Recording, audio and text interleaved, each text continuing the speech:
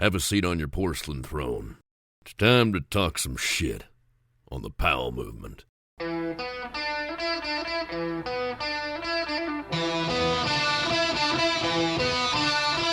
Welcome to the Powell Movement. I'm your host, Mike Powell, and last week I had a long intro about how ski shops are great and direct-to-consumer isn't as great. And you know what? That's not totally true. I have no problems with brands selling direct. I mean, I've bought from brands direct, and it's a great experience. I guess all I meant with my rant was that I don't like it when brands undercut dealers. But you know what? As long as people are buying gear, I'm happy. That's that, and this week I have another Jackson Hole related episode. I've had a couple of these recently, and I have a couple more coming up. And to make these Jackson Hole centric episodes interesting each week, it's a challenge because I have to make each one completely different from each other to keep you from getting bored. And guess what? I did it again. But this week it was easy because legendary Jackson Hole photographer Wade McCoy was born to tell a good story, and he does a lot of that in the podcast. I love these episodes where I can point my guest in a direction and then just sit back and listen to some amazing stories. I think you're going to love it as well. I should mention, the reason that this episode came to be is so you could know about Wade's incredible book, The Arc of Skiing Jackson Hole, 45 Years Behind the Lens. Wade has a Kickstarter out there, and he wanted to make sure that he got on this podcast before the Kickstarter ended so you could find out about the book and buy it. So head on over to the Kickstarter this week and buy his book. It really is an incredible piece of ski history. The link will be in my show notes. Before we get into the podcast, I want to thank you for listening each week. I know your time is limited, and I'm happy that you tune in to hear the stories that I help to tell. I do need your help in growing this podcast even more. And to do that, what I need you to do is please tell a friend about the show. If they're your friend and they have common interests, well, they're going to like the podcast. And if you and they subscribe, that's even better. It helps me jump up in the algorithm, and I don't know what that does, but it feeds me up to a lot more people, and that gets a lot more earballs on the podcast, and that's what I'm all about. Because you know what? My sponsors love it when more earballs hit this podcast, and I love it when my sponsors are stoked, and I only work with the best brands in the industry, and they are Elan Skis, Outdoor Research, Stanley, Ski Idaho, and Best Day Brewing. Now, it's time to chat with Wade McCoy. Congrats on your book. You got to fund it already. Oh, gosh. I am so excited. Dude, that's crazy. I've been watching the numbers. It's not like you gave a big discount because a lot of people give a lot of stuff when they do a Kickstarter, and you gave like 2% off, and it worked. Well, I think it was 5 if you Yeah. ordered 3 books. And yeah, the shipping is covered, the sales tax is covered. And I didn't know if it was going to go like that. And we all kind of wondered, is this going to work? And by golly, it just started going. I posted it at like 6:30 in the morning, and it started going up. And by 8 o'clock, it was like $6,000 already. 30 grand on the first day. So crazy. We got fully funded on day 6, and it's still going up.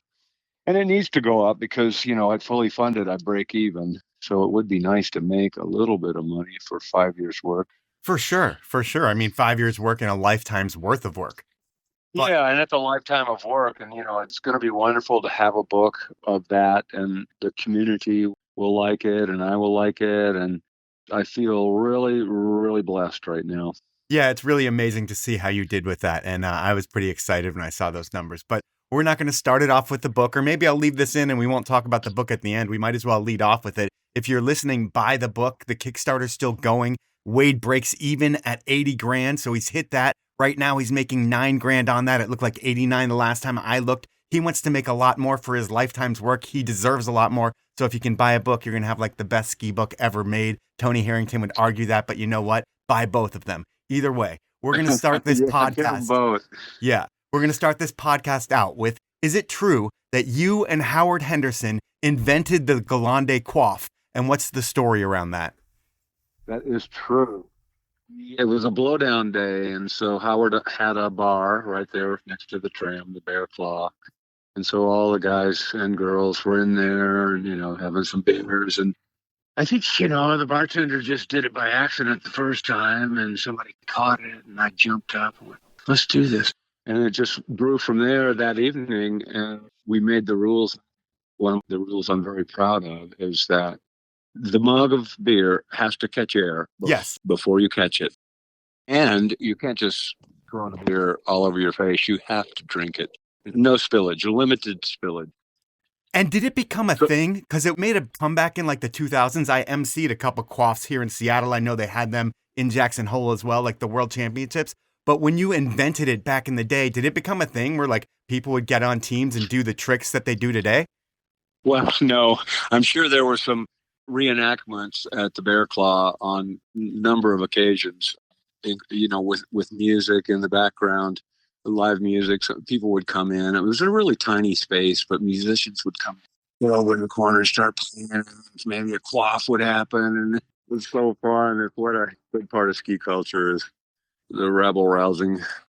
Another part of the rebel rousing, maybe on the underground of rebel rousing, it's another thing I was able to dig up, and I don't really know if it's true, but I feel like it could have legs. So I read that there was once a word stomped out in Taco Bell couloir, and that you could have been the man behind that. Do you remember anything about what I'm talking about? Yes. Well, something came out in a magazine that I was one of the ones that opened up Taco Bell Couloir, which is just a wind drift on a butte above town. And it holds snow into the spring after everything else is melted. And so we would go up and ski it in the spring. And I have a picture of an old rancher's fence with foiled barbed wire, an old post, and a guy skiing this drift, just this spring drift. It's illegal. You did have to trespass. So there was something made of that. But yeah, I don't know. I don't know. That was a legend that kind of took a life of its own. And the details are sketchy. Fair enough. Well, getting into your life and times, all I could find on your childhood was that you grew up in the South. What does that mean? Where were you from? I grew up around Atlanta, Georgia, and also in Jackson, Mississippi. And in both places, it was urban, surrounded by the woods. And I kind of grew up as a kid in the woods, running around, building forts and catching salamanders and just enjoying the outdoors. And then when I moved to Wyoming and experienced what Rocky Mountain outdoors were like, I mean, the sloughs and hills and the hollers and the sloughs of the Deep South are really cool. And I had a lot of formative times running around out there with my dog. But boy, when I spent a summer out here, it was like looking over a ledge and seeing the entire universe at your feet. I mean, did you get like a summer off in high school where your family or something sent you out west and that's what changed your life? You said you got a summer out there. When was that? No, I didn't come out west until I graduated college. And a friend of mine, my college roommate, was a skier in Atlanta, Georgia. I went to Georgia Tech and lived with Tom Pippin, and he was a skier. His family skied. They went to Europe. So he said, "Hey, we got to go out to Jackson Hole when we graduate because it's the tallest vertical in the lower 48." And he had skied Europe. So, he knew what big was. I mean, Europe is 3 times as big as Jackson Hole. And so we did. He came and picked me up in his 1964 Ford Econoline van, and away we went and drove to Jackson Hole, got jobs, just ski bum jobs, and away we went. Does it start out like you're just a lifty and you're figuring out how to ski? So like you have no idea what you're doing when you get there? That's right. Because I wouldn't think there's anything in Atlanta other than maybe going to West Virginia to snowshoe. Right. Well, they had ice skating in Atlanta. They had indoor ice skating rinks, and the big thing on your birthday was to have an ice skating party.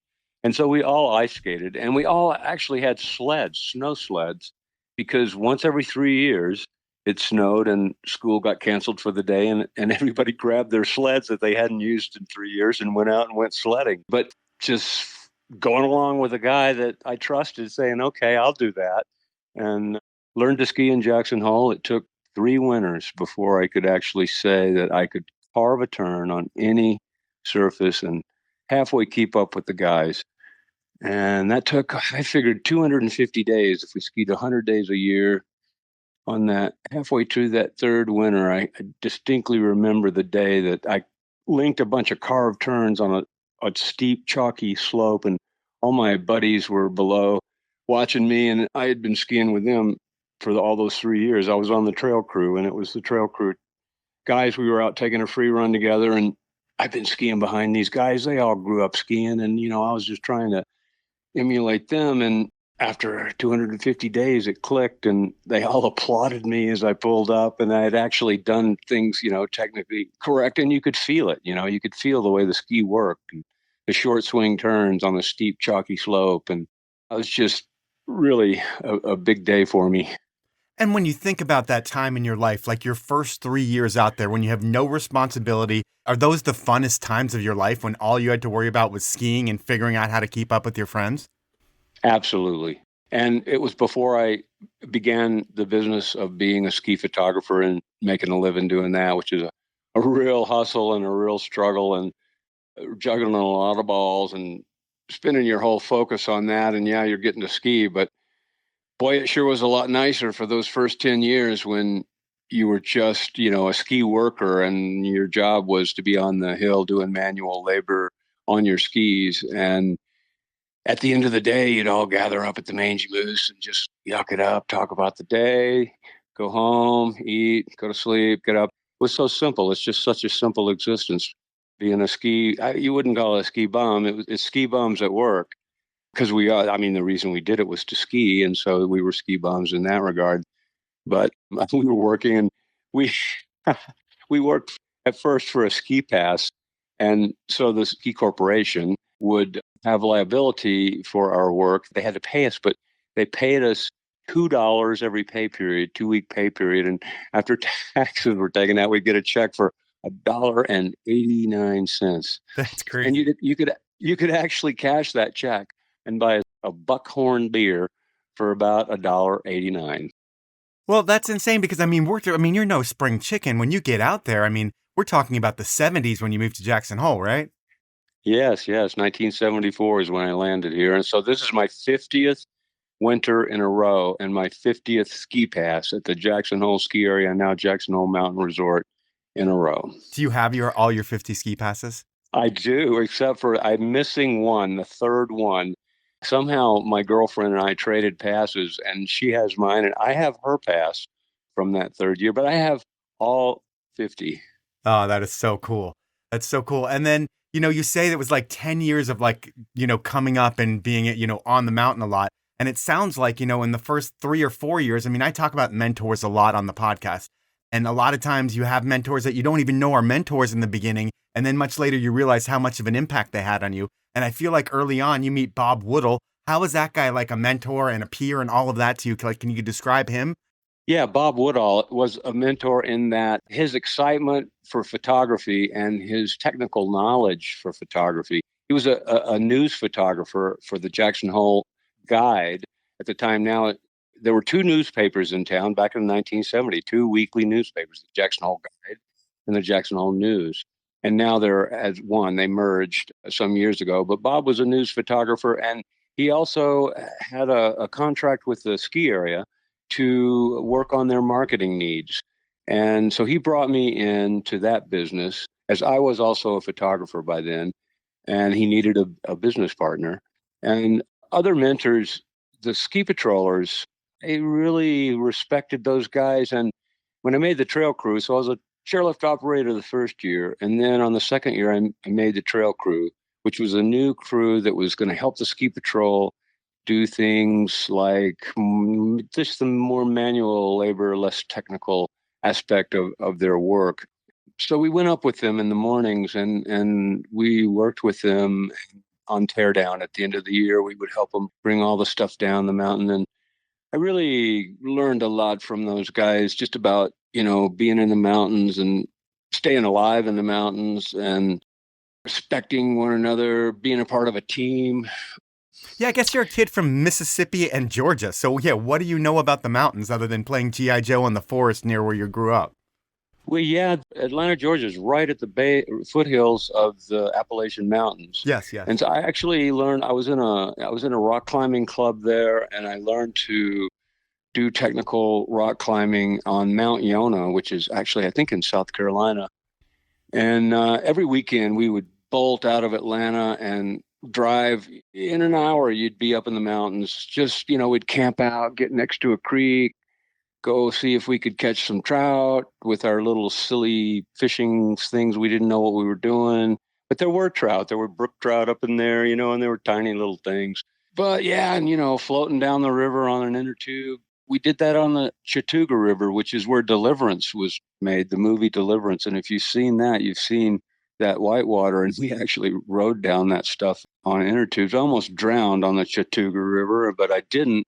That was one of the early times I could write a book on, the 9 lives of Wade McCoy, but I've come so close to death. And it started really actually pretty early in my life. But I've luckily survived every one. And by now, I think I'm going to make it. What's the worst of you feel like you're going to die right now? I mean, because you say you have 9 experiences like that and 9 lives, but I'm sure not all of them are bad. But when you think of it, what's the worst where you're like almost accepting like it's going to happen? Well, it was after I hit the tree. I hit a tree going about 45 miles an hour on skis.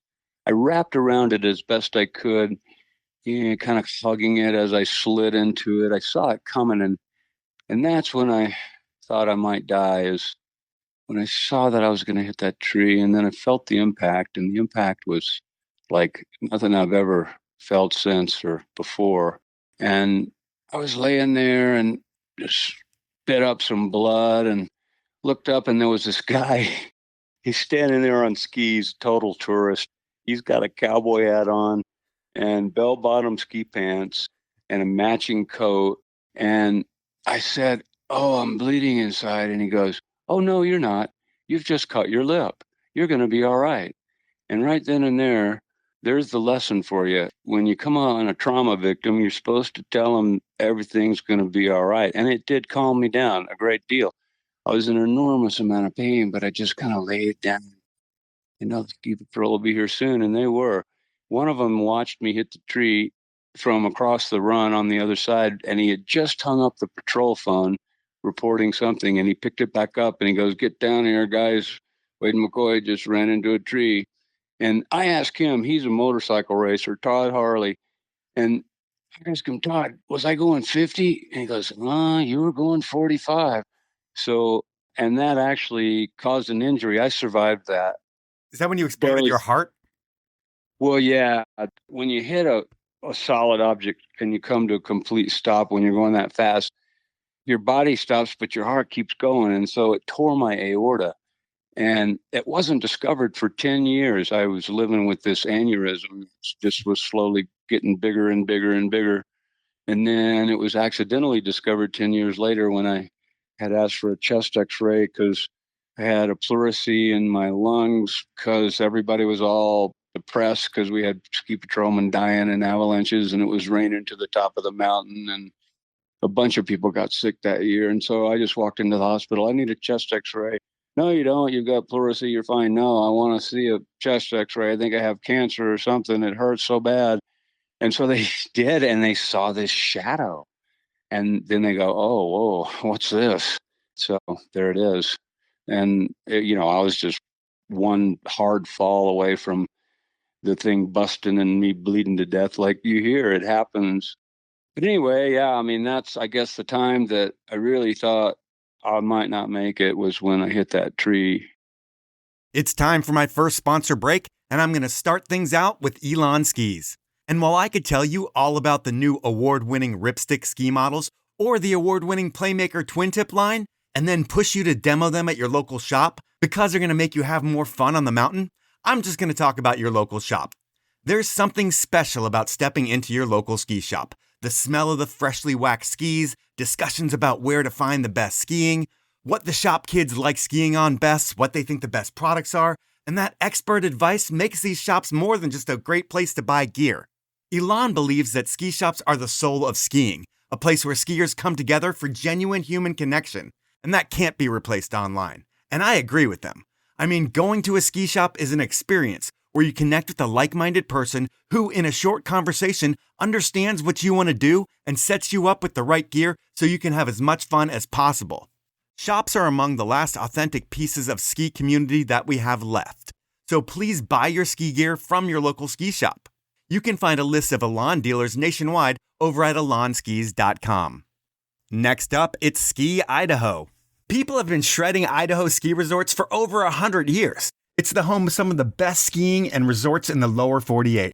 Think 19 ski areas with epic terrain and shorter lift lines. That's right. Unlike a lot of places, when you ski in Idaho, that means you aren't going to spend half of your day waiting in lift lines. And Idaho skiing is affordable, with over half the ski areas offering day tickets for under $60.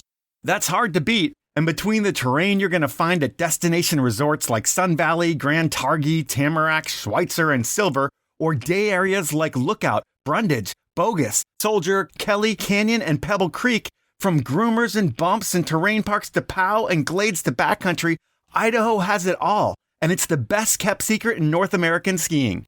It's skiing like it used to be, with lots of independents, including mom and pops and nonprofits. To find out more, head on over to skiidaho.us. My final sponsor this round is Stanley. It's hard to be known for both being that green bottle that kept your grandpa's coffee hot and being the most popular product in pop culture. But that's what Stanley is these days, and that's what you get when you mix in the quality that Stanley has been known for since they pretty much created the category of keeping drinks piping hot and ice cold in 1913. And lately, over 100 years later, that quality, combined with some incredible colorways, partnerships, collaboration, and events, has made Stanley bigger than ever before.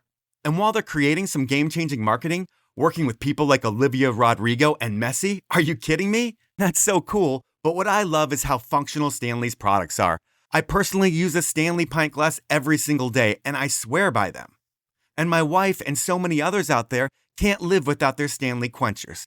I mean, Stanley makes a product for everyone, and now everyone can get Stanley's incredible products in a colorway that totally suits their style, like my new Miami Vice colored pint glasses. I love my Stanley stuff, and I want you to love Stanley too.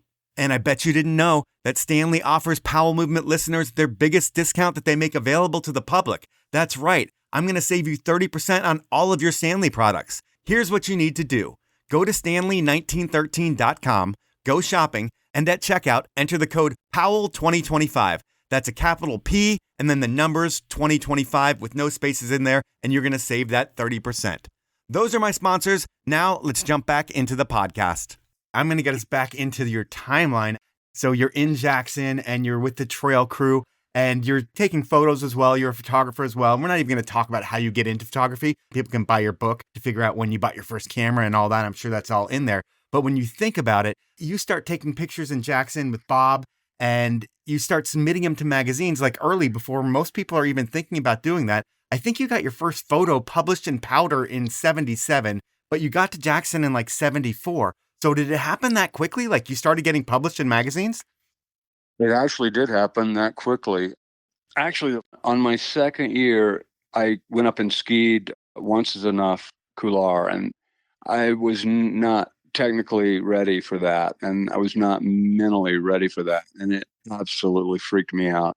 But I did it. I conquered my fears, and I managed to get down it without falling, and made such an impression on me that I was writing diary entries at the time. And I wrote it down in my diary, and a friend read it and said, I think this might be an article for Powder Magazine. I said, really? Yeah, okay. He said, yeah, you finish it. I'll type it and we'll send it in. And so I, longhand on paper, wrote it out again, wrote it over and over. We marked it up and sliced it up. It's like before word processors. So what you would do is you would take scissors to the paper and cut paragraphs out and move them around and tape them back together and then retype it. And after about the fifth time he typed it, he goes, okay, it's ready. And we sent it off and, it's in the mail. And I had pictures that I'd taken the previous year of S&S Couloir and Corbis Couloir and some of the things over there on Cody, but most of the photographs were actually not Cody. So the editors called me on the landline and I got a message on my tape machine. Hey, call us back. We'll be in the morning. So get home, hear the message. Ooh, wow, this is amazing. Okay, they called me. The magazine called me. And this was a first, this was my first stab at this. Yeah. And I called them back the next day. Hey, we really love your story and we want to run it. But here's the way this works. You submit stuff for publication the following year. And so your story is coming in at a time when all of our calendar is full. All this year's stuff is full. And so we would really just love to get you to let us run it the following year. And so I was like, oh, okay. I was a little disappointed, but not very, because like, oh, they like it. They want to run it. And so I was like, oh, okay. I was kind of disappointed. And then about a month later, I was walking across the bottom of the tram there, just in Teton Village, and another friend of mine is walking towards me with this huge smile on his face, and he's got the Powder magazine open, and he shows it to me, and it's this feature article with stories and photos by Wade McCoy, and they had run it. Something had dropped at the last minute, and it didn't come in, the story that was assigned. And then they went, oh, let's show this. They slipped it right in there, and it was published. I'm like, oh my God. I started jumping up and down, and that started it, and they kept asking me, well, what's next? What's next? And it's like, I had no idea what was next. I don't know what's next. Let's just keep going and find out. And writing helped me get a foot in the door. And that was kind of my ticket to do a lot of things I was able to do, is that I was able to shoot photos and write the story. And I wouldn't recommend it because it's too hard. You need two people doing those two jobs. But I managed to keep it together enough. You never have a break. You got to make sure you take a sip of water, and you got to make sure you feed yourself, because you're just running and taking notes and, go, go, go all the time. But it was worth it, because it was such a great ride. And I got to go on a lot of trips around the world doing that, mostly for Powder magazine and for some other magazines as well. When you think of the magazine landscape back then, 70s, 80s, even 90s, was there 20 magazines? Because print was like the dominant part of culture at that point. In every industry, it had its like 5, 10 magazines, it seemed like. And there was a lot of work for photographers like yourself. Were you, when you look at Powder, are you getting like 10 shots and a story or two in Powder just because you're in with that crew and you're shooting in places that most people aren't, with athletes that most people aren't? Well, that's definitely was a good thing for me too, is that I did fill a niche that Powder needed and wanted. But when I first started, there were a lot of magazines, but there weren't very many ski magazines. And Powder came on, they'd been out a few years when I showed up on the scene. But before that, and even then, you had skiing and ski and Powder, and that was it. And Skiing, New York magazines, and Powder California magazine, that Powder came from the surfer culture, and they were welcoming to everyone. Skiing, came from New York established culture of writers and photographers, and they were even hesitant to look at your stuff. And most of the pictures in those magazines were taken by Norm Clausen is a name that comes up, and he was very prolific in the 60s with ski photography and doing the kind of work that magazines would publish, professional ski action photography. And so when Powder came on, it really opened the door to all of us. And all of us, you mentioned the number 20. There weren't 20 magazines. There were 20 photographers. There were 3 magazines and 20 photographers across the whole United States that were on the mastheads of mostly just Powder. And, every now and then you could get a shot in one of the New York magazines. And then, pretty soon, and I don't know when this happened, but, Free Skier, Backcountry, Coular was one of the early other magazines, I think, came along in the 80s. And let's see, Snow Country was another one. I don't want to be mean, but the other editors called it Snore Country. But it was a lot of real estate and lifestyles and not a whole lot of ski action. And, the ski action is hard. It's hard to shoot. You really have to dedicate your entire winter and wake up every day and try to make something happen. Pay real close attention to the weather, because you need that snow and light and all the elements. And you got to have your athletes. I learned really quickly that you don't want to be spending your time shooting with amateur skiers. And I was lucky because the Jackson Hole Airforce, and of course they're all amateurs. They're not, skiing for a living, but the professional skiers of that time, Glenn Flake and Scott Schmidt, they broke the mold. Before them, it was just the ski racers, the mayors, and that were getting the ink in the magazines. free ride movement hadn't happened yet.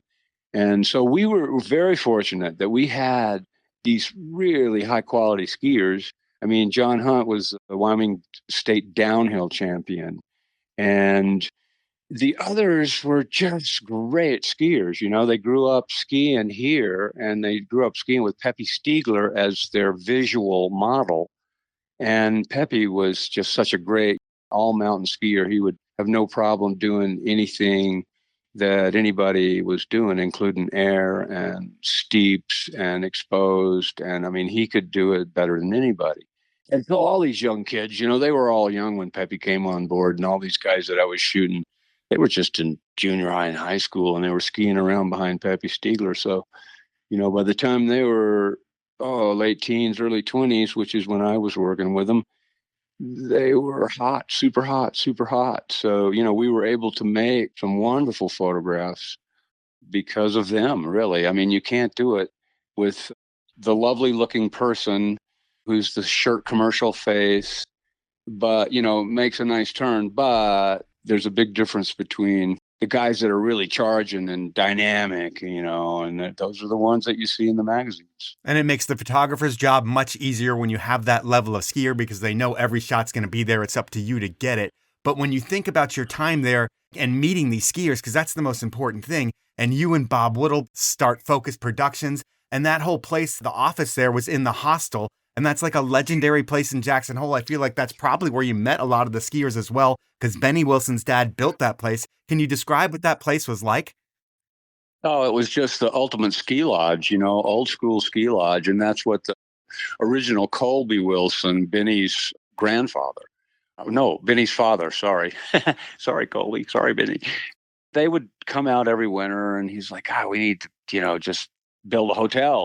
And he had some experience with that, so he did. And he wanted to make it a place where families could hang out and talk about their ski day.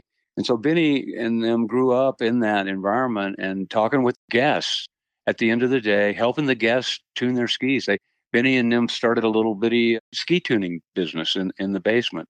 And that building has this nice big basement that's a family room, and it has a big TV and a fireplace and a pool table, a ping pong table, a ski tuning bench.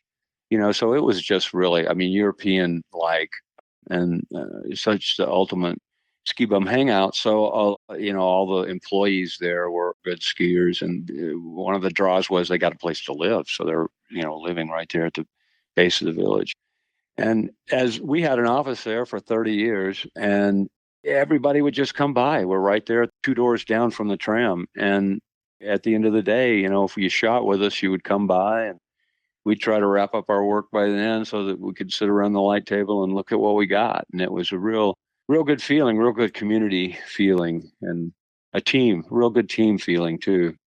So when you're there with these dudes, because I hear like Dave the Wave was there and a bunch of different people that are in that whole area, either living there or working there or doing whatever there.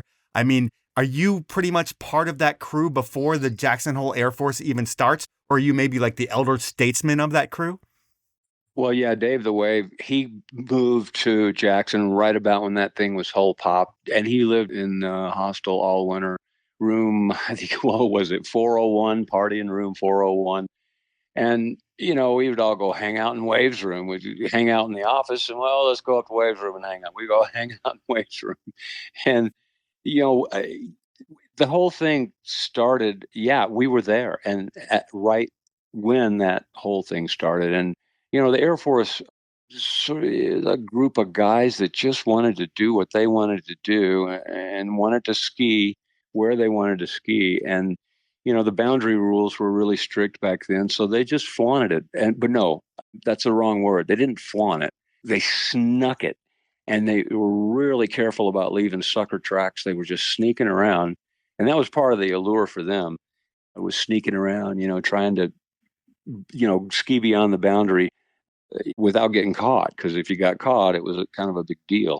I mean, did you ever see anybody go to jail? Because you hear that you could go to jail, and it was a big deal if you get caught. But did you ever see or know anybody that went to jail for skiing?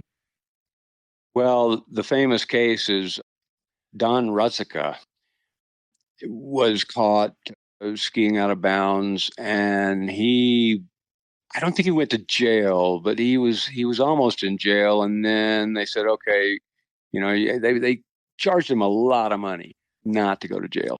And so they go, okay, you can get your money back if you get 1,000 signatures saying that the boundaries need to be open. So he and the other guy, there were two of them, went on a signature campaign, and they got well over 1,000 signatures, including the sheriff and the ski patrol, and nobody wanted this situation.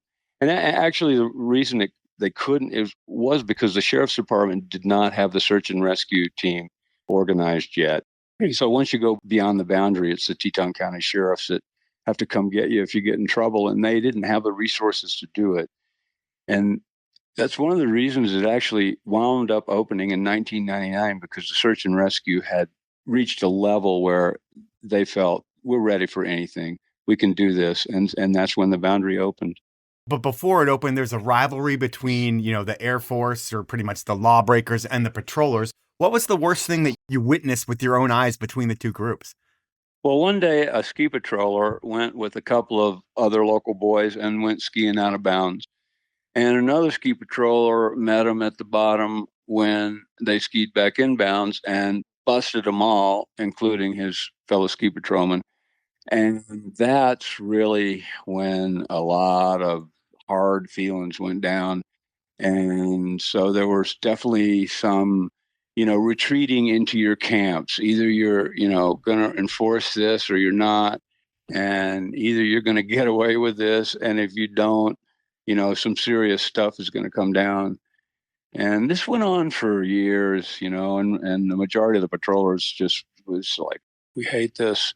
But it did go on for years, and it was tense at times. I remember one time.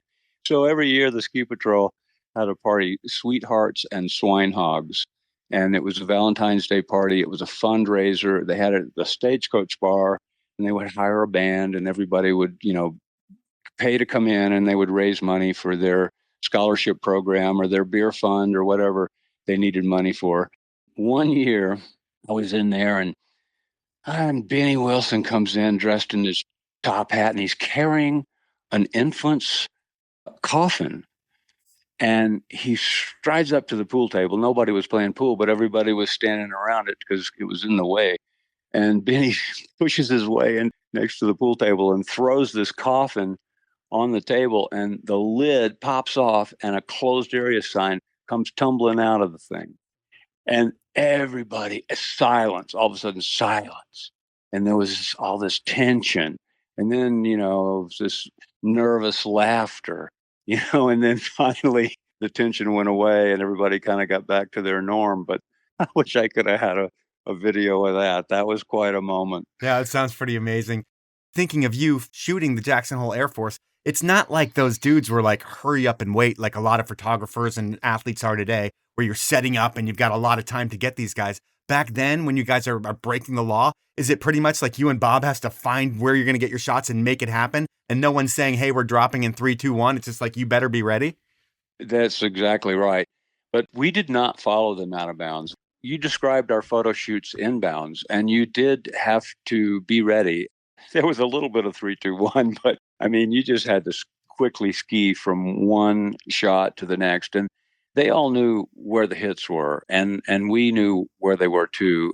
So we would just ski from one hit to the next, and bing, bam, boom, and then all the way down to the mountain. And wait, there's some great shots along the way. Oh, this is deep powder skiing. Come on, let's ski some powder. No, go get on the tram. So, we race down, get in the tram line, get back on the tram, and go back and do all these airs. It was the Jackson Hole Airforce, and that's what they did. And the powder skiing shots in between, those would have to come later with somebody else, because these guys weren't going to wait. You just had to hurry up to the next air and get set up and move quickly. And that was really good for me to learn early on, because that came in handy later. I had people say, man, you're fast. This is almost like not even working at all, which is really helpful, because you don't want to have your people standing around too long. And we didn't go out of bounds, because our ski passes at that point in time, both Bob and I had ski passes from the marketing department, and our job was to provide them with their marketing needs. And so we weren't going to risk that. And the early access was really what it was all about, getting up on those early cars before the public. And, because we weren't going out of bounds shooting, we were shooting inbound. So if you could get, even 15 minutes ahead of the public, then, you could get your shots, well along the way before everybody else is coming in on top of you. That was our golden egg, and we weren't going to take any chances of losing that. So we didn't ski out of bounds. We just didn't. I went out a couple of times with them, and I felt so uncomfortable because I just was looking over my shoulder wondering when Mr. Man was going to come get me. It's time for my second round of sponsors, and this time I'm starting out with Outdoor Research. I've been using OR products since I moved to Seattle almost 25 years ago because they outperform everything on the market. I mean, they build products to perform in the miserable weather that the Pacific Northwest can be known for. And when you live here, you need to have best-in-class gear, and that's what OR has always delivered. From building industry-leading gear for mountaineers, which are still best in class, to the mittens that every snowboarder wore in the 90s, which are making a comeback in a big way, to the new styles, cuts, fits, and kits that they've developed with the help of their incredible athlete roster that includes world champion Troy Podmilsack, freeski legend Mark Abma, and X Games gold medalist Zoe Atkin, just to name a few. While OR has always been building the best products to outperform everything else in brutal wet weather, the recent focus on style is what has not only me, but my kid and his friends all wanting to wear OR gear. Because now, it looks as good as it performs, and that's a bold statement. But don't take it from me. Head on over to outdoorresearch.com, check out the products, buy yourself something, and stay drier and warmer than ever before. My final sponsor is Best Day Brewing. And if you haven't heard of Best Day, they are hands down the best tasting NA beer on the market. I enjoy Best Day for so many reasons. The flavor is the most important. I swear by the hazy IPA, the Kolsch, and the Electro Lime. The beauty of Best Day is that it really tastes as good or better than an alcoholic beer. I mean, in a blind taste test, if I put an Electro Lime against any Mexican beer, 9 out of 10 times, my friends are going to pick the Electro Lime because they like it better. And you can drink a few of them at the bar or in the parking lot after skiing, and you don't have to worry about driving or making bad decisions. Really, I haven't quit drinking. When I go to the bar to have beers, I always mix in a few Best Days with the leaded stuff, so I can be more functional throughout the night, and an added benefit that I didn't expect was it makes me last twice as long. I mean, I can stay till closing time. I don't know what you were thinking, but if you want to have your best day or night ever, or just want to enjoy a few cold ones anywhere, grab a Best Day and you can forget about the calories, forget about the alcohol, and forget about getting in trouble on the way home. To see all the flavors and order some beer, head on over to bestday.com, and if you're flying on Alaska, you can enjoy a Best Day Kolsch at 30,000 feet. Those are my sponsors. Now let's jump back into the podcast. This is like, the 80s, and I think snowboarding by the late 80s, snowboarding is coming around. Can you spend a couple minutes talking about the evolution of snowboarding in Jackson? Because I think you shot that too a little bit, didn't you? I did. I welcomed that, and the whole ski area welcomed it. The management said, yeah, come on, you can do that here. And that's when some ski areas were saying, no, you can't do that here. And the same thing happened with freeheel pin skiers. Sometimes weren't allowed at ski areas. And when snowboarding came along, it was like, no, but you can do it here. They came here, Tom Sims, as the story goes, rang up Mike McCollister, hey, come out with us and let's show you, what we're doing. And so he went for a run with them and said, yeah, you guys have it together. It's fine. You can do this here. So a lot of pro snowboarders did start coming here, and having the connections with the marketing department, and anytime a pro athlete came here, they came through the marketing department to get free access and early access. And so I, always knew who was here. And they, they would come in with a cinematographer and sometimes also with a still photographer. And, I'd have to see if that was okay for me to also be there. But most of the time it was. And so I tried to work with all the pro crews that came through town, because I knew that's how you're going to get published is work with these guys that are getting it done. And, I've just been looking at your whole career, and it's like, when you start shooting in the 70s, or we'll say like you start shooting a lot of bigger athletes in the 80s. So it's like 80s, 90s, 2000s, like the 10s, the teens, and even now it's like 5 generations of skiers that you've been able to ski with. And when you think about like maybe even like, the late 80s when skiing was kind of changing, Plake and Schmidt had kind of inspired everybody with Blizzard. Like, who's the best skier on the mountain in 1989 in Jackson Hole? Wow, that's a loaded question. No, I mean, by then Coombs was here and pretty much everybody, all the great skiers, including the best, they all just looked at Coombs and went, yeah, okay. He's just a little bit better than we are. So yeah, I mean, Doug Coombs, hands down. And then, there's another dozen names that are right there with him, And then when you think of the snowboard side, like, what's the most incredible snowboard talent that you've seen? I mean, it doesn't even have to be the 80s, but just, I mean, obviously you have Travis Rice there, so maybe you have to put him in a different category because he is that guy that's better than everybody else. But who's next in Jackson Hole? Well, yeah, earlier, even before Travis, you had a guy by the name of Rob Kingwell, and Yep. he is a born and raised native, and he was doing really well. He told me that growing up skiing, he was like, I just kind of get bored, I wasn't really having that much fun anymore. And then snowboarding came along, and he's like, ooh. All of a sudden, he was super excited about going up on the mountain, and he looked at it in a totally different way. And he said if snowboarding hadn't come along, he might have just walked away from it because skiing just wasn't doing it for him. And the snowboarders do definitely have a different line on the mountain, and they ride it a different way. And so that really spoke to him, and he was one of the first. And then there's just a whole line. I mean, snowballed quickly the numbers of people that were doing it here. And of course, Chris Pappas came up from Colorado, and he was the first ski instructor, and he was also a Pied Piper. I mean, he convinced Pepi to hire him, and Pepi goes, I don't think you're going to have very many customers, I'll hire you, but I got my doubts. And of course, he didn't say it like that because he's got a beautiful Austrian accent. And if I were to imitate it, it would be so wrong. so I just said it like a gangsta. But anyway, he gave Pappas a chance, and Pappas, before he knew it, was having to hire another instructor and another instructor and another instructor. So you had Misha Zagensov and Robert Garrett and John Greiber and Stephen Koch are two of the names that, now these guys were mountaineers, both of them. And so they made their marks in the Tetons and not together. They were on separate paths, but at the same time. And so they're two big names. And then, of course, Travis Rice kind of eclipsed them all. And Rob Kingwell has a great story in my book about Travis Rice and what Travis pulled off and before he was famous. And that was the beginning.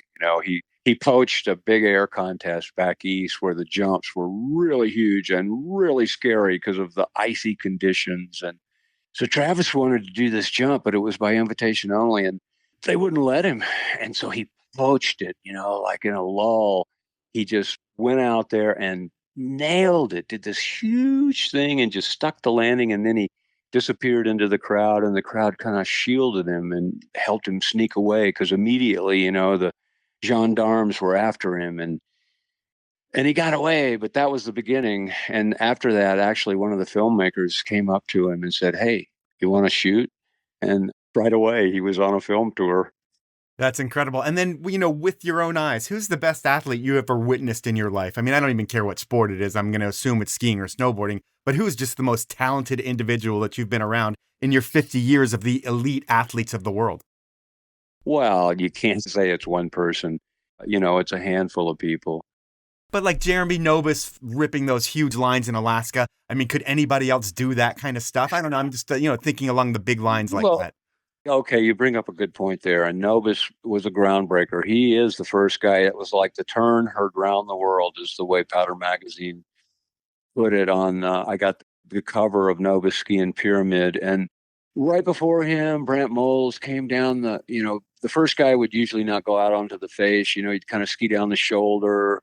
And Moles skied down the shoulder. He probably made 40 turns. And all of a sudden, it's like, who's next? Okay, Nobis is next. And it's like, okay, all right, we're kind of ready. We're ready. Okay, what's happening?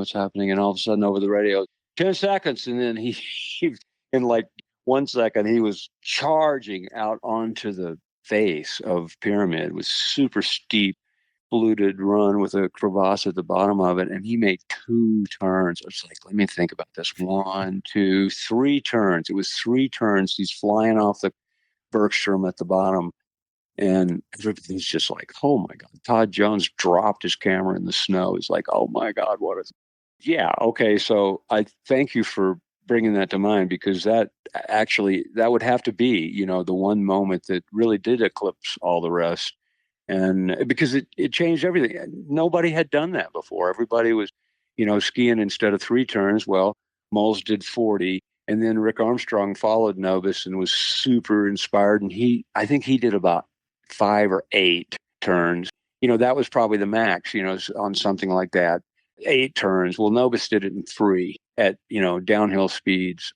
And, it's 55 degrees and it's a big face. And wow, that really did change the way people looked at things. And a lot of people started doing that. And a lot of, some, not a lot, but, the U.S. ski team racers went, wow, maybe there's something beyond ski racing. Another thing I'm going to bring up, and it's not ski racing related, but it's beyond ski racing for sure. And it's probably maybe one of the kookier things that I think you shot over your career. Were you at the land speed record when someone was mounted onto a roof and they hit 148 miles an hour? Did you shoot that? I did. That was my assignment for Sports Illustrated. I was all psyched because speed skier Sean Cridlin, car top speed skiing was a training method. And, it was kind of common to, do this and feel the wind at those speeds, at the higher speeds that you actually wind up skiing. And so they did use it for training, but Sean took it to another level, and he knew some race car drivers. And down on the Bonneville Salt Flats, they have a land speed record race where these cars look more like a rocket with wheels on them. And so Sean befriended one of the top guys, and the guy built a cowling out of fiberglass. He built a different rear end to his car that would accommodate bolting the skis to the thing. And so out on the Bonneville Salt Flats, and they wouldn't let us get within, I think it was a quarter mile of the track. Okay, so, we'd be all in the starting area, and they'd be getting on the car. It's like, okay, we're going to be going. You guys go get in position. And so we'd drive way down the track. And they had it marked, you can't get past this place. And so we'd go, we couldn't see them. They were so far away, and the heat mirage coming up off the desert, salt flats there. And then you'd hear the engine start, and it's just this roar, rah, rah, roar. And then you'd hear it, it's engage the gears, and you can tell it's accelerating. And then you can barely start to see it coming through the, haze of the mirage. And then here it comes. And you're a quarter of a mile away. You got a 600 millimeter lens, and you're panning with this thing going 150 miles an hour. And, they did it, I don't know how many times, probably 4 or 5 times. There was a woman, too, Kirsten Culver did the female. So there's a male and female world record of car top speed skiing. They both captured it. And yeah, Sean, I think, was just under 150. And he said that he felt like 150 might be the limit, because he felt like it was about to rip him off the top of the car. And any faster might have ripped him off the top of the car. And sure enough, I think the speed record now is just over 150 miles an hour. At the time, it was 128, I believe. And on one of the photos, you can see he's a big guy with big muscles. And his muscles, he's got the speed suit on, so you can see his muscles. And his bicep is not round anymore. It's flat, and it's getting pushed off of his skeleton. It is just a scary looking photo. Another photo that you have is scary looking. The whole event was scary looking. Is when you think of what batshit crazy stuff Jamie Pierre did, and that Grand Targhee cliff that you shot. I mean, can you describe the lead up to something like that? Did you know? I mean, I'm sure you did know that you're going into this and Jamie's going to send something that's bigger than anyone's ever even thought of. So I had 2 years to prepare for this, because Jamie was a good friend with a guy I worked a lot with, was Jason Tattersall, who was also a huge air guy and wanted to, he was one of the first ones to start doing 100-footers around here. You shot a ton with him in the 90s, right? Yes, a ton. Well, all decades. He's the one guy that 80s, 90s, 2010s, and 2010s. Oh, dang. Yeah. And he alone holds that distinction. But he told Jamie, hey, there is this place over at Targhee. And, because he knew Jamie was looking for, the world record cliff drop. So Jamie started looking at this, and he's also looking at other places. And he told me about it. He said, hey, I want you to be there. So I go, okay. So we kept in touch. And about 2 years later, he said, I'm in town. It's happening tomorrow. Okay. So he had a crew, and TGR was part of that, and he had his own personal cinematographer and his own personal photographer, and he also had another.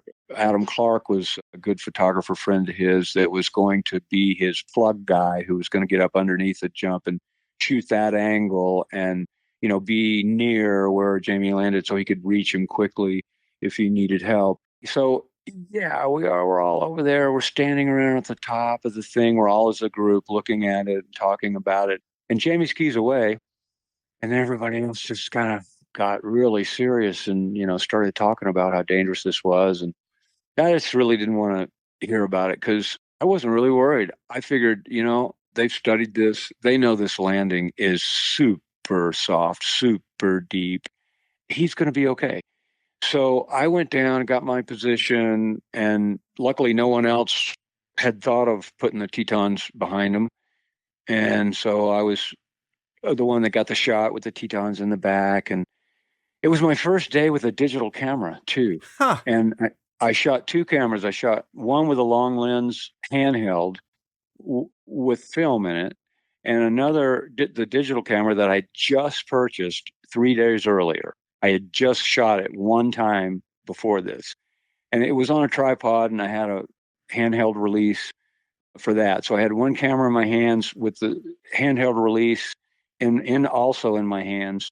And so I'm, it's like, okay, over the radio. Okay, you guys, we're like a minute out. Okay, we're like 30 seconds out. Okay, like 10 seconds. Okay, so luckily everything came together for me because right as he appeared, we couldn't see him. He was over the edge, and we didn't see him until he appeared at the edge of the cliff and coming over the cliff. And there was only about a second and a half where he was in the air against the sky. And then after that, he became against the rock for the rest of the way down. So the key shot is when he's against the sky, because you can see him really well. And, once he gets against the rock, you can still see him, but he's against the rock. It's much harder to see. So I shot the whole thing, and my shot was put together by ESPN, I think, magazine.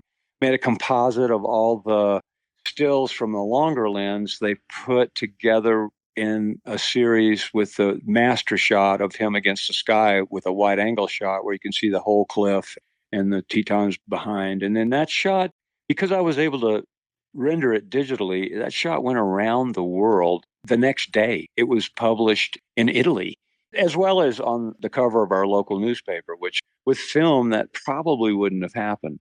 You could have gotten it processed maybe and seen the image by the next morning, and then you got to digitize it, but as with digital, I mean, it went around the world immediately. So getting back to, was I worried? No, I wasn't worried until I saw what went down. So he comes off this thing. I'm shooting the photos, and I'm not looking through the wide lens. I'm looking through the long lens. So I see him really, really well. And he comes down, he's in this really nice position. And the plan is to come out and go horizontal and land horizontally. You don't want to land on your legs because it will break your legs. So they try to land on their back and distribute the impact all through that. And the snow was super deep. It was like 20 feet deep, and it was all really soft for a long way down. So, I was sure he was going to be okay. Well, 70 feet off the deck, he goes to go horizontal, but he's still 70 feet off the deck. He thinks he's going to be landing, and he's still 70 feet up. So for the next second or whatever that is, he went upside down and landed upside down on his head. And when he tomahawked into the snow, the tops of his skis made this really sharp slap against the surface of the snow, and it made this really loud. And I went, oh my God, he's dead. I thought that was the sound of his body breaking. I really, it's like, oh no, and before then I had no worries. And then after I saw it, I went, oh my gosh, I just watched somebody die. This is horrible.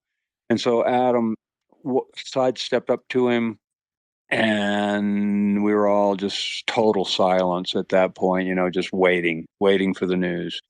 So Adam gets up to him and he digs in the snow. And then he turns and waves to us, we go, oh, okay. And then pretty soon he's pulling Jamie up and, are you okay? Can I pull you? Yeah, pull me. He pulls him out and he was okay. And he had a bloody lip from his, knee hitting his lip or something hitting his lip. And that was it. And everybody cheered. And we were the only ones there. There's a dozen camera people and the only people there that witnessed that. And is that the biggest photo that you ever had, the way that blew up really quickly? I think so, definitely. The Nobis was also big, but this one was even bigger.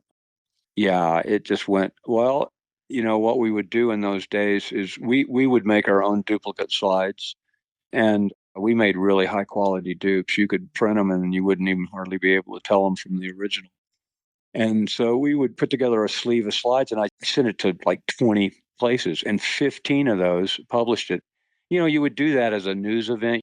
That's verboten when you're submitting your work to Powder and skiing. You can't do that. That's not cool.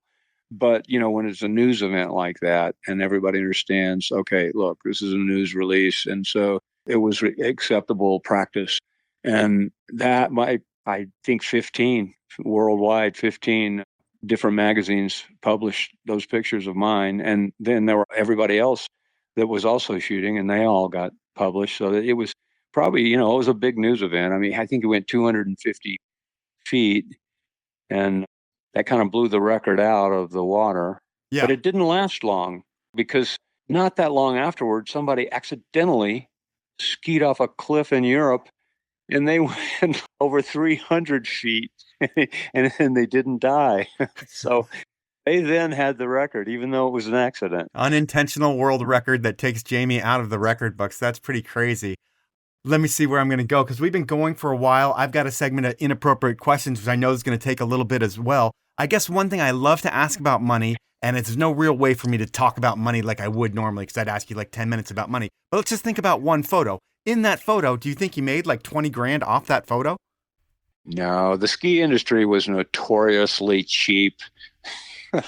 I mean, we all use these rate books, the National Society of Magazine Photographers. And you could be a member, and that cost a couple of grand a year. But you could also, just for $125, you could buy their annual book. And it was a rate book and business practices. And they would tell you, these are the national prices. This is what people are being paid. This isn't something made up and what we want to be paid. These are the numbers that are being paid for these uses. So we would use these numbers when we were negotiating prices, and the ski industry was just so far under it. It was funny. So yeah, $20,000 was probably more like $1,200, or no, maybe for something like that it eclipsed a couple of grand. But there were only a few guys that were making the big bucks, and they were working really hard with commercial clients. Editorial photography was what everybody wanted to do because it's the most fun. And yeah, you couldn't make a living on it. You had to do commercial photography in addition to editorial photography. And if you combine those two things, and if you really hustle and go to the Ski Industry of America show in Las Vegas every year and schmooze with everybody, and you're on the phone all the time and you're making deals, and you could make it work. But yeah, it was a hustle. And there were only about 20 ski photographers in the United States that were doing all of that work. And of course, that was back then. Now it's an entirely different scene now, but that was the scene then. All right. Well, the way you're going to make money now is through this book, The Arc of Skiing Jackson Hole, 45 Years Behind the Lens. And this podcast was supposed to be the last push to get you over the hump. And it doesn't need to be, because you've already gotten over the hump. Now is where you're going to start making profit. We need everybody to buy your book, but you're already funded, which is so amazing. And I'm stoked for you. And I should say that I have other ideas on how to monetize your photo collection. and we can talk about that offline, because right now it's time for something that I call Inappropriate Questions. And this is where I get someone that you know to ask 3 questions, and they can be anything. So this week I was able to get another Jackson ski legend to ask you the questions, a guy that you met when he first moved to Jackson, Jeff Ledger. And Jeff came up with 3 questions. I think he actually came up with 4 questions. So you are on the hook, and he's really, really good at asking questions. He's like the best inappropriate questions asker I've had in a while. And are you ready for question number 1 from Jeff? Yes, I'm ready. All right, here we go. Yeah, well, when I first started shooting photos with Wade back in the early 90s, Jason Tattersall and I were kind of his main partners in crime for a few years there. And on one of my first trips out with those guys, I remember before we headed out in the morning to shoot, we would all meet at the hostel, and Jason and I were gearing up and getting a little irie beforehand. And Jason said to me, "Hey man, don't give Wade any herb before we go out, or else we're not going to get anything done." And I kind of chuckled at that, didn't think much of it at the time. But through the years, I've seen firsthand and heard the refrain from countless others that, Wade can't really hold his smoke so well. It's become kind of common knowledge among people that go out skiing with him to keep him clear-headed out in the field. Well, first off, Wade takes his craft incredibly serious. He's super detail-oriented. He knows what he wants to get when he goes out, and he usually does. But given his status with the Air Force, a group that never really shied away from consciousness alteration, I always thought it was pretty funny to find out that he gets rather discombobulated from just a tiny toke of ganja. So I guess what my first question would be is, what was your most costly, consequential, or comical "I'm too high to shoot out in the mountains" moment? Well, it's true. I did have kind of a reputation, and it would be funny, because I would be just completely grounded, and then all of a sudden I would be floating up in the air like a birthday balloon, and somebody would have to grab the string real quick, or I'd just be lost. And I guess the most consequential was up in Alaska, and we were all set to go out, and all of a sudden I wandered into one of the vans where, the people were living and some friends, and so all of a sudden, before I knew it, I was kind of floating up into the air and nobody there to grab my string. And so all of a sudden, some had the guys that I'm shooting with, head pops in the door. "Hey, McCoy, come on, we're up." I'm like, "Oh." And I didn't have any of my stuff together. And so, I don't even think I had my boots on, and my camera gear was all out on the countertop drying. You had to pull your stuff out every night and set it around a good heat source and let it get good and dry, or otherwise you'd be fogging up in the morning and you'd be out of business. That was a really important task that you had to take care of, is dry out your gear at the end of the day. And batteries, you had to take good care of your batteries and make sure you had plenty of batteries. And so, yeah, it probably took me an hour. Was just trying to get it together and putting stuff in the pack, and where's this and where's that. And meanwhile, my team is out there, and all these other people are getting on the helicopter and flying away, and they're just standing there waiting for me. So, after that, I had to kind of be a little bit more disciplined and forward thinking about that sort of stuff. All right, that's amazing for question number 1. We'll jump into question number 2. All right, question number 2. Well, over the years, I've heard plenty of tall tales of late nights at a much looser mangy moose than what exists today, featuring wet t-shirt contests that would make Harkin Banks blush. So, given the sexually charged nature of the late 70s ski scene, I'm wondering, did you ever entertain or have the opportunity to take your craft into, let's say, a more risque subject matter? I think he's trying to ask if you've taken pictures of naked dudes or women before. Yeah, I was trying to understand the text there, and I thought that's where he was going. Yeah, I actually did get a job once because another photographer friend's girlfriend would not let him do this. And he said, okay, you can do this because I can't do this. And it was, this girl, her boyfriend had just moved away, and she wanted some nude photos to send to him so that he would still remember her, and maybe they'd be able to get back together. She was really into this guy. So I said, okay, yeah, I mean, I'm a professional. I can do this. I'll do this. And it was fine. I just did the work, and yeah, I just didn't think about anything but just the light and, the composition, and everything was fine. So we did these shots. They were beautiful. And, I got the film processed locally. And so it was slides, color slides. I had them all sleeved up, and so she comes over. Okay, come over, look at them. You can pick out a few, get some prints made. Okay, so yeah, this girl was really beautiful, but I just wasn't there in my head. I was just, I am a professional. I'm gonna keep this professional. So that was great. It made for some good pictures and some no weird feelings. But then all of a sudden, when she came over and she's looking at these photographs, you could see it on her face. All of a sudden, she just got really paranoid, and she left and she said, "Okay, I'll be back in 2 hours."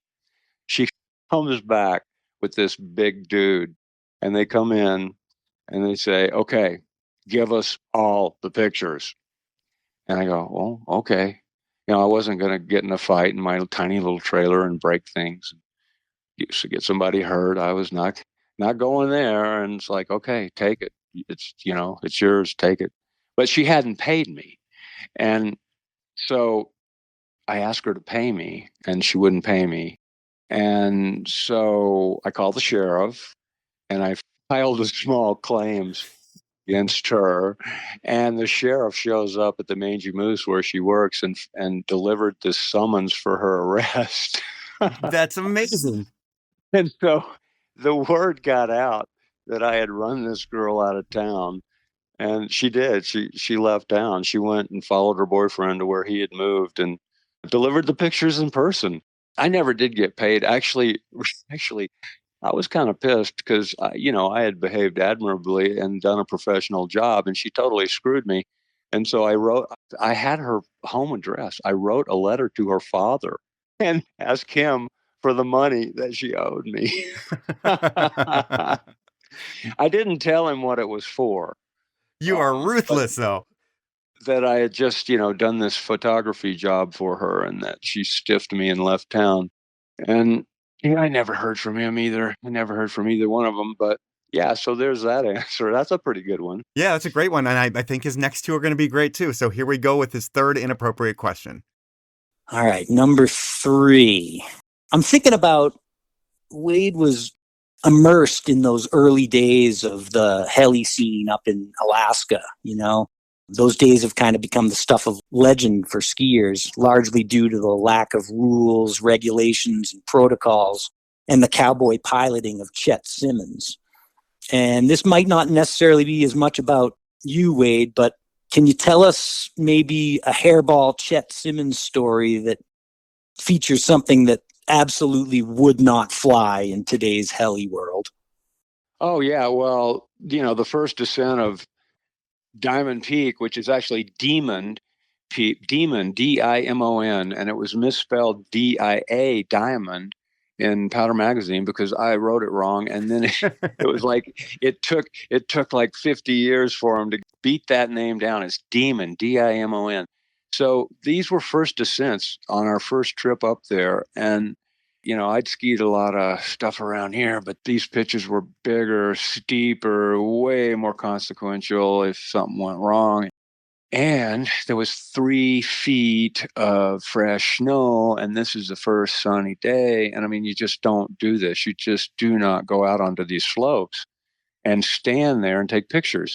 But I was hanging out with Peter Chernowski, who is a renowned filmmaker who's living on the edge. He just wrote a book, How I Survived Myself. So this is who I'm looking as for a mentor because he'd done a lot of big mountain stuff. He did some big mountain descents himself as a skier, and as a filmmaker, he'd done a lot of work around this extreme ski stuff. So I go, well, look, Peter, how are you going to shoot this? He goes, well, I'm going to go right out there and stand on that little nubbin. That'll be a safe place for us. And this little nubbin was just this little snow-covered boulder in the middle of this huge, steep slope that was like, if this thing rips, we are so dead. But, I go, okay, that's the only way you're getting this shot. And you got to trust this guy because he's done a lot of stuff. And he's also been there in Alaska for a while, and he knows the snowpack and how it behaves. And that's the one unique thing about the maritime snowpack is that you can go out on a slope in 3 feet of fresh snow, and it probably won't slide because it just sticks in the maritime environment. It just sticks onto the mountains. And, they have avalanches, but not necessarily, the early powder avalanches that we have here. And so I did. I followed about there, and our skiers came by, and I took a picture of a John Hunt as he's skiing by, and this beautiful contrail of snow coming up behind him, and then the background is this dark glacier in the shade, and he's backlit in the sun, and the background is, you can see crevasses way down there, and that picture did make Powder Magazine. So that was a real eye opener that you could actually do that. And, I had to trust a guy, and it worked out. It worked out.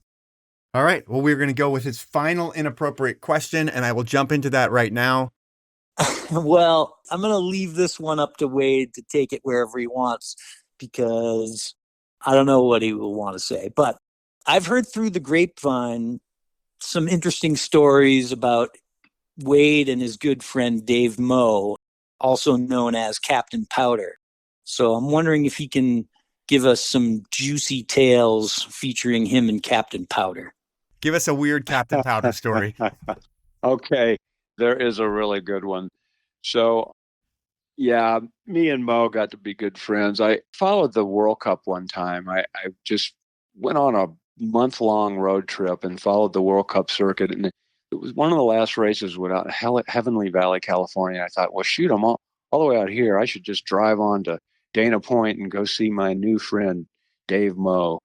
And so I showed up at the office of Powder Magazine. Hey, all right. Oh, you're here. Let's go. Come on. I'll take you down to the beach. And so we went down to the beach and went body surfing. And he goes, okay, come on. Let's go home. You can stay at my place. So he goes, okay, but be careful, because my roommate is this police lady and she comes home at 5 a.m. So don't mess with her. And so Dave had gotten up and gone to work, and I'm laying there in the guest room, and I hear this. That's not the story. The story is, so Mo came out to Jackson Hole, and this was at a time in his life, the Powder Magazine thing was going really well, and part of his job was to travel around and go to ski areas and dress up as Captain Powder and spread the joy and look for story ideas and meet writers and meet photographers. And he and I already become close friends and say, yeah, come on. At the time, my wife and I had a condominium that had this huge basement that had a bedroom and a bathroom. And that's where we stored all our skis and bikes down there in the big area down there. It was a huge area. So it's like, yeah, come on. So, he stayed a few days, and then a few days turned into a week, and then a week turned into 2 weeks. And about that time, Holly's starting to tap her foot going, what's going on? Did he just move in with us? And so every day, Holly would get up and go to work in an office, and Mo and I would get up and go skiing all day. And, we tried to help out around home as much as we could and try to keep everything good. And then so at about the week number 2, Holly comes home from work and she goes, when I come home from work tomorrow, and this would have been a Friday, I want to see 2 men cleaning my house. And so the next day we went skiing and we got home and we made a plan. And we go, okay, when Holly comes home, we're going to take off all of our clothes and we're going to be cleaning the house naked.